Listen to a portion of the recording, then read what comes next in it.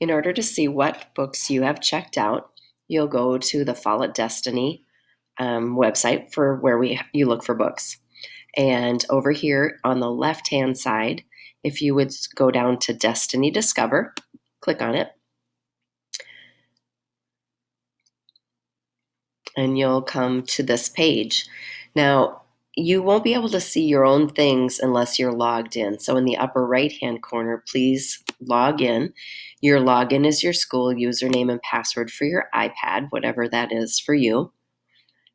And once you get logged in, maybe you picked a picture for yourself when we set this up in class or whatever, when you came down to the library, and it should say your name over here.